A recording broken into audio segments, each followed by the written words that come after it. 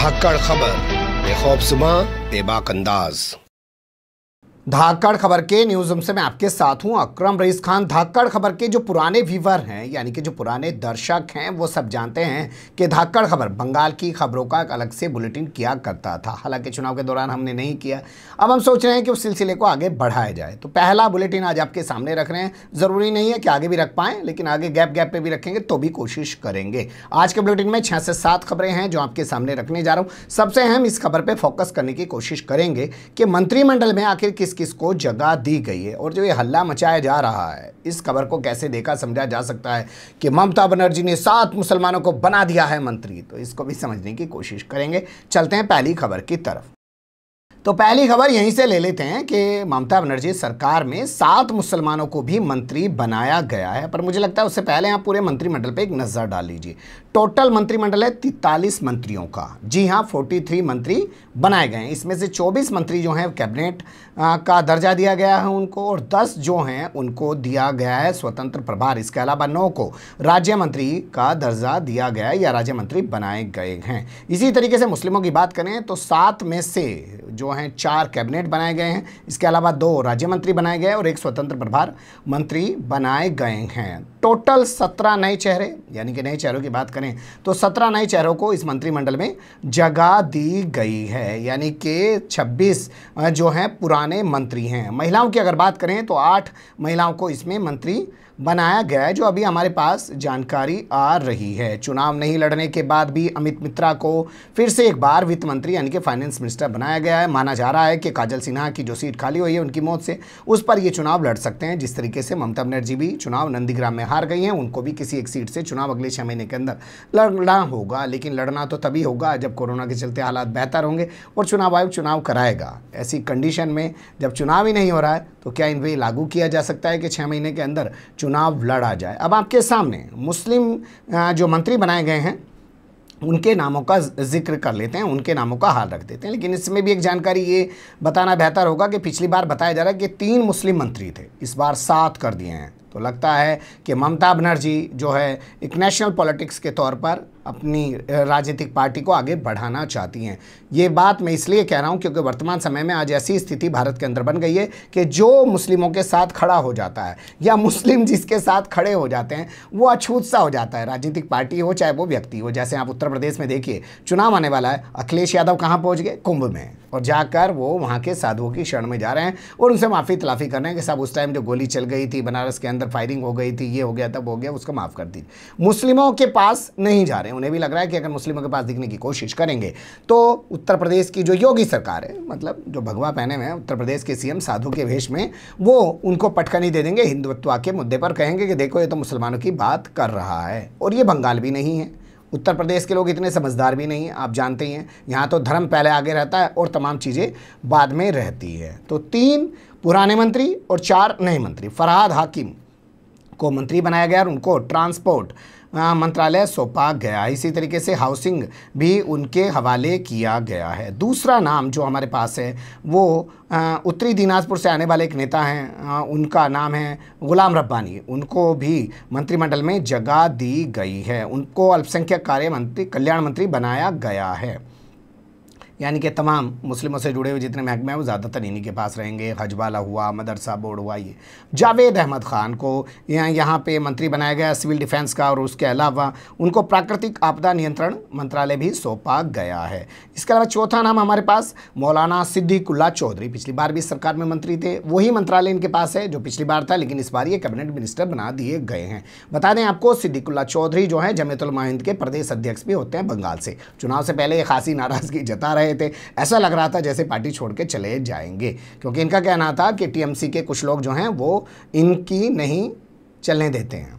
तो सिद्दीकुल्ला चौधरी के पास पुराना मंत्रालय रहेगा और जो उनके पास था, बताया जा रहा है लाइब्रेरी और मास्क एजुकेशन वाला मामला था इनके पास, वही मंत्रालय इनके पास अभी रहेगा। इसी तरीके से पूर्व IPS अफसर हैं जो पहली बार मंत्री बनाए गए हैं, हुमायूं कबीर, उनको टेक्निकल एजुकेशन ट्रेनिंग एवं स्किल डेवलपमेंट का चार्ज दिया गया है। इसके अलावा अगर बात करें तो नाम आ जाता है अख्तरुज़्ज़मा का। तो अख्तरुज़्ज़मा को ऊर्जा मंत्रालय में राज्य मंत्री का दर्जा दिया गया है। इसी के अलावा यास्मीन शबीना एक मुस्लिम महिला भी हैं, उनको जल मंत्रालय दिया गया। और इसके अलावा उत्तरी बंगाल का जो विकास देखना है, पूरा कामकाज जो देखना है, क्योंकि बता दें आपको कि उत्तरी बंगाल वो एक ऐसा इलाका है जहाँ 2019 में भी भाजपा जीती थी और अभी भी 2021 में भी भाजपा वहाँ जीती है। लगता है उत्तर बंगाल पे इतना फोकस करने के बाद भी ममता बनर्जी वहाँ से कुछ ज़्यादा बेहतर नहीं कर पाई। हालांकि वो एक बहुत अच्छी सरकार, पिछली बार 211 थे 2016 में, इस बार उन्होंने 213 के साथ अपनी सरकार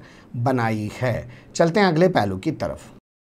मंत्री तो बन गए लेकिन 4 मंत्रियों पर तलवार लटक गई है साहब। उनके खिलाफ सीबीआई ने जो जांच की है नारदा चिटफंड घोटाले की, उसको राज्यपाल ने कोर्ट में चलाने की मंजूरी दे दी, यानी मुकदमा चलाने की मंजूर दे दी है। फरहाद हाकिम उनमें से एक नाम है, दूसरा नाम शोभन चटर्जी, ये सब नाम ममता बनर्जी के बड़े करीबी लोगों के हैं। सुब्रत मुखर्जी, इसके अलावा चौथा नाम मदन मित्रा, जिनके बारे में तथागत रॉय ने कहा कि अरे भाजपा के अंदर इन फिल्मी और टीवी चैनल की जो हैं ये कलाकारों को टिकट दे दिया गया, ये तो मदन मित्रा के साथ नौकायन कर रही थी, बैठ के स्विमिंग कर रही थी उनके साथ में। ये तमाम चीज़ें इस तरीके की उन्होंने टिप्पणियाँ की थी। तो इनके चारों के खिलाफ मंजूरी दे दी गई है। अब देखना दिलचस्प होगा इस पूरे मामले में होगा क्या, क्योंकि अहम सवाल ये है कि शुवेंदु अधिकारी जो वर्तमान समय में भाजपा के नेता हैं, उनका भी नाम सीबीआई जांच में शामिल था, लेकिन उनके खिलाफ मुकदमा चलाने की इजाज़त नहीं दी गई है। इसको लेकर टीएमसी वाले सवाल उठा रहे हैं। हालांकि फरहाद हाकिम का बयान छपा है, उन्होंने कहा है कि बेहतर है कि मुकदमा शुरू हो गया, अब दूध का दूध और पानी का पानी हो जाएगा, पता चल जाएगा किसने क्या किया है। अगले पहलू की तरफ चलते हैं। सरकार बनने के बाद एक्शन में है ममता बनर्जी सरकार, ये कहा जा रहा है, लेकिन ये कहा नहीं जा सकता, लेकिन फिर भी कहा जा रहा है। तो बता देते हैं कि क्यों कहा जा रहा है। कूच बिहार आपको याद होगा, यहाँ का शीतल कुची इलाका भी याद होगा, यहाँ मतदान केंद्र था, वहाँ पे जो है फायरिंग हुई, आरोप लगा के सीआईएसएफ के जवानों ने फायरिंग कर दी और उसमें 5 लोगों की मौत हो गई। इस पूरे मामले को लेकर ममता बनर्जी ने जब बयान दिया तो चुनाव आयोग ने उन पर प्रचार करने के लिए पाबंदी लगा दी, लेकिन उन्हें जैसे ही पाबंदी से निजात मिली वो यहाँ पहुँची और अब वो सत्ता में हैं। इस मामले की जांच पहले ही सीआईडी को दे दी गई थी। अब खबर को लेकर हल्ला मचाया जा रहा है कि आखिर सीआईडी ने किस तरीके से सीआईएसएफ के एक इंस्पेक्टर को, एक डिप्टी कमांडेंट को और 4 जवानों को नोटिस जारी कर दिया। नोटिस जारी किया जाता है, हम आपको बता दें, सीआरपीसी के तहत काम करने वाली पुलिस जो है धारा 160 के तहत नोटिस जारी कर सकती है और 161 के तहत बयान दर्ज करती है। 164 का बयान आपको पता है सीआरपीसी के तहत जो होता है वो खासकर मजिस्ट्रेट के सामने दर्ज होता है। महिलाओं से जुड़े हुए मामलों में ज़्यादातर ये होता है, वैसे और भी मामलों में होता होगा, हमारी उतनी जानकारी नहीं है। अब चलते हैं अगले पहलू की तरफ। अब एक तस्वीर इस बीच में मैंने घुसा दी है त्रिपुरा की, उस तस्वीर को सामने रख लीजिएगा, उसके बाद अगली खबरों को देखिएगा। त्रिपुरा के पूर्व सीएम है मानिक सरकार, उनकी सादगी को कौन नहीं जानता। आज भी इतने लंबे समय तक सीएम रहने के बाद किस सादगी के साथ वो जीवन जीते हैं, लेकिन उनके पास ब्रांडिंग करने के लिए पैसा नहीं है। उनके पास भोंपू मीडिया के दलाल चटकर दंगाई पत्रकार नहीं है ना कि नरेंद्र मोदी को 10 लाख रुपये का कुर्ता पहनने के बाद भी लोग कहें अरे ये तो फ़कीर हैं। कैसे ऐसी फ़कीरी में जीते हैं साहब, कहाँ से इतना स्टैमिना लाते हैं, आम कैसे खाते हैं, ये तक पूछ लिया जाए। आप करते क्या हैं, 22-22 घंटे काम करते हैं प्रधानमंत्री, तो नहीं कर सकते। खैर छोड़ देते हैं उस बात को भी। तो पूर्व सीएम मानिक सरकार जो हैं वो साउथ त्रिपुरा के दौरे पर गए हुए थे। वहाँ का एक ज़िला है शांतिरपुर, तो शांतिरपुर बाज़ार, वहाँ पे गए हुए थे। उनके साथ उप नेता विपक्ष जो हैं, नेता उप विपक्ष मौजूद थे, बादल चौधरी। उसी दौरान इनको काले झंडे दिखाए गए भाजपा के लोगों के जरिए और आरोप है कि इन पे हमला भी किया गया। हालांकि पुलिस कह रही है कि मामूली सा पथराव किया गया, मतलब त्रिपुरा में हुआ विपक्ष के नेताओं पे तो मामूली सा पथराव, और अगर यही बंगाल में हो जाता भाजपा के नेताओं के साथ तो भाई साहब बहुत बड़ी हिंसा हो जाती है, केरल में हो जाता। हालांकि अब केरल में हिंदू सुरक्षित नहीं रहा, ये मुद्दा बीजेपी ने छोड़ दिया क्योंकि उसे पता चल गया वहाँ पे उसकी औकात क्या है। तो बंगाल में उसे लग रहा है 3 से 77 पे चल गए हैं, तो इसलिए वो ज़्यादा हल्ला मचा रही है कि यहाँ पे हिंदू असुरक्षित है। लेकिन इस खबर को मद्देनज़र रखेगा और अगली खबरों को देखिएगा।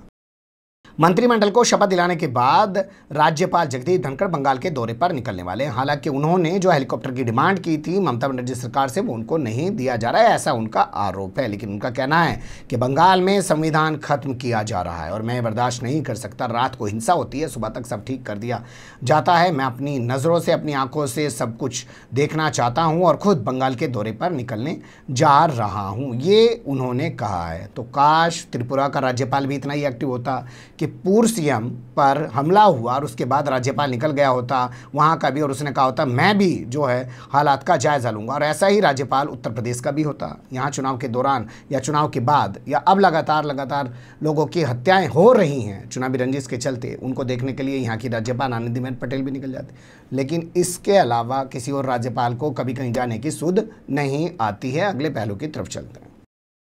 शुभेंदु अधिकारी को बनाया गया नेता प्रतिपक्ष। जैसा कि मैंने आपसे पहले कहा था, भैया शुभेंदु अधिकारी ने ममता बनर्जी को हराया, तो नेता बहुत सारे जीत के आए होंगे और पहले से कई विधायक जीत रहे होंगे, उनमें से भी कोई एक आधा जीत गया होगा भाजपा का, या बहुत सारे अंतराल से जीत गया होगा, क्योंकि शुभेंदु अधिकारी तो 1956 वोटों से जीते हैं, बहुत सारे तो और ज़्यादा वोटों से जीत के आए होंगे, लेकिन फिर भी शुभेंदु अधिकारी को ही नेता प्रतिपक्ष बनाया जाएगा। तो केंद्रीय पर्यवेक्षक के तौर पर रविशंकर प्रसाद कानून मंत्री हैं और भूपेंद्र यादव जो महासचिव हैं पार्टी के, वो दोनों पहुंच गए। उनकी मौजूदगी में विधायक दल का नेता इनको चुन लिया गया और इन्हीं को नेता प्रतिपक्ष बनाया जाएगा, यानी कि इन्हीं को आमने सामने रखकर बंगाल अब अपनी राजनीति, इधर ममता और इधर शुभेंदु, दोनों एक दूसरे के पहले करीबी थे और एक दूसरे के आज आमने सामने हैं, राजनीतिक प्रतिद्वंदी हैं। अगले पहलू की तरफ चलते हैं।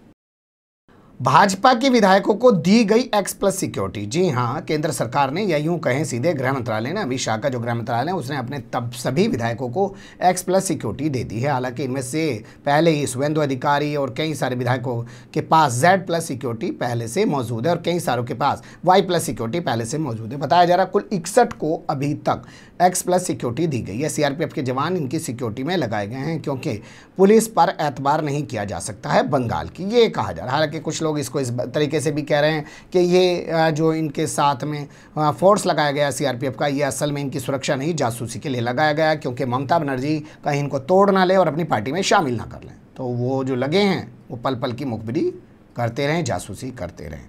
आप बने रहिएगा धाकड़ खबर के साथ, और जो भी अपडेट होगा वो आपके सामने लाने की कोशिश करते रहेंगे।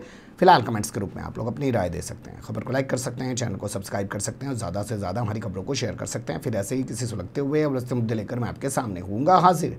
फिलहाल अभी मुझे दें इजाज़त।